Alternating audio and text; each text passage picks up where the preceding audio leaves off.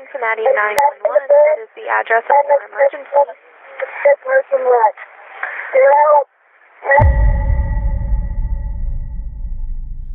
The Seven Hills High School is a school located in Cincinnati, Ohio.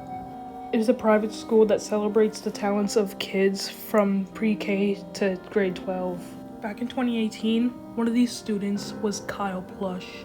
Kyle Plush was a 16-year-old sophomore student in the school. He was a supported member of the school. Early in life, Kyle suffered a spinal cord injury. According to Kyle's family, he was extremely intelligent, fun, witty, creative, as well as him having a very huge smile. And he reportedly did not spend a second of his life complaining about very little things. Unfortunately, tragedy would strike on April 10th, 2018 at 3 p.m. At this time, the school day was just about over. The teens were getting ready to finish up their day.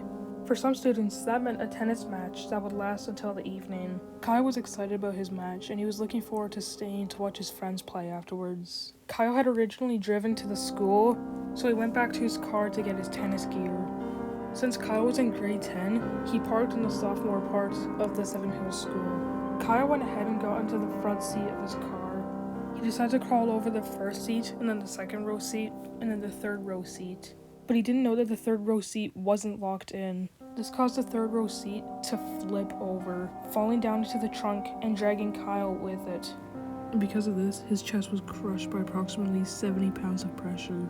His arms were trapped against the window, and he couldn't use his hands to free himself. He did not have any leverage to swing the seat back. Kyle started to panic. He had to use muscles that were rarely used for regular breathing to breathe. Kyle's build wasn't the biggest. He was only 5'3" inches tall, or 160 centimeters. All he could do was kick and drag across the roof, hoping to give him enough space to free one of his arms. But it didn't work. Kyle then realized that his cell phone was super close, but he was distressed to know that he couldn't properly pull it out to make a call. But Kyle remembered that he had Siri activated on his phone, and he thought that if he could just yelled enough, it might register his voice. At 3:14 p.m., Kyle asked Siri to call 911. He didn't know if anybody actually answered yet, as he could not hear the phone properly, but he knew that he just had to yell into the phone for people to hear him. Cincinnati 911. That is the address of your emergency. Cincinnati 911. I'm stuck in my bed outside the Seven Hills parking lot. The Seven Hills what parking lot? Help. I need help. Where are you? Hey Siri. Hello? Hang on.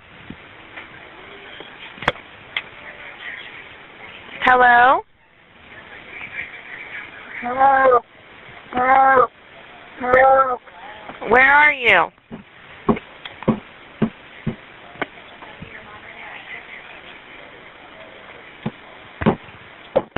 Hello? Just from the call, you can tell that Kyle is frantic and is desperately needing help. After 3 minutes, the call was disconnected. In the end, Kyle screamed for help, and his voice suddenly cut off.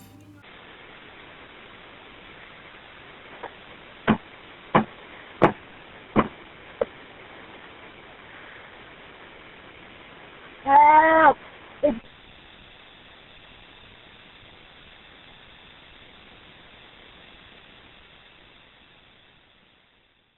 Kyle was in pain. He was just hoping for the police to come quickly. The only thing Kyle could do in that moment was breathe, and breathing started to become increasingly difficult.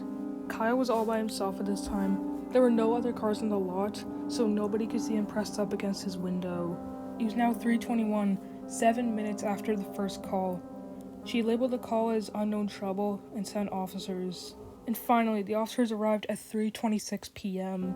They were at the location, but there was just one crucial problem. They were at Seven Hills. The only problem is, they were circling the wrong part of the parking lot. The dispatcher told them that the caller may have been a woman, which is also a very crucial problem. They had the radio on and they were eating lunch.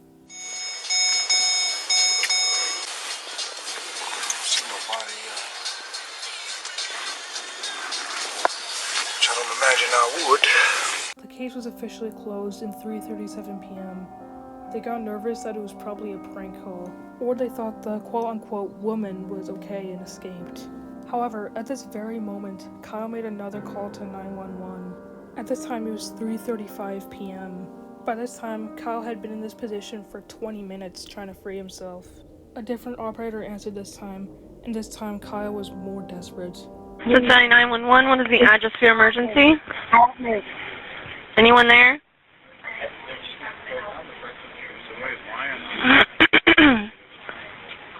I can't hear what you're saying. Just send quickly. I'm stuck. I'm ready to go. I'm out of here.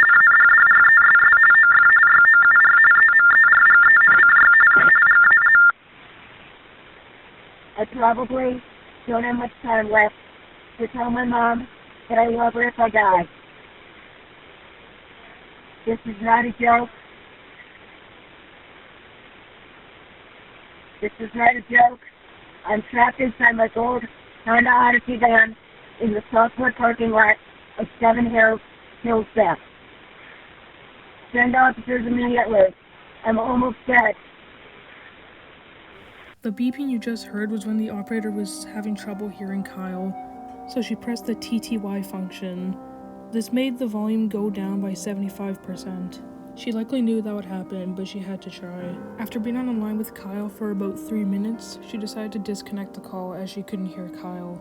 You could also hear Kyle say, "Hey Siri," over and over again. Hey Siri. Hey Siri. Hey Siri. Hey Siri.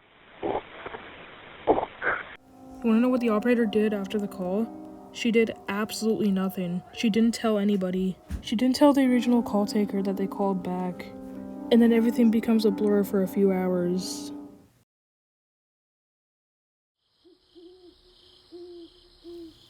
But eventually, when it was 7 p.m., Kyle's parents grew concerned as to why Kyle wasn't home yet.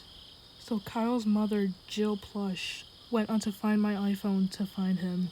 Find My iPhone said he was still at the Seven Hills campus. However, she knew that the kids liked to stick around for a few hours, so she chose not to worry.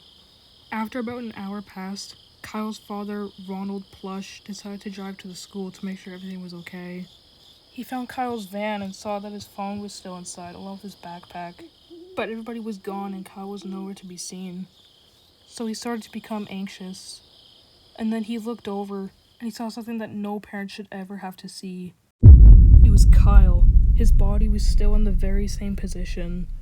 And the most tragic part was that he was already gone.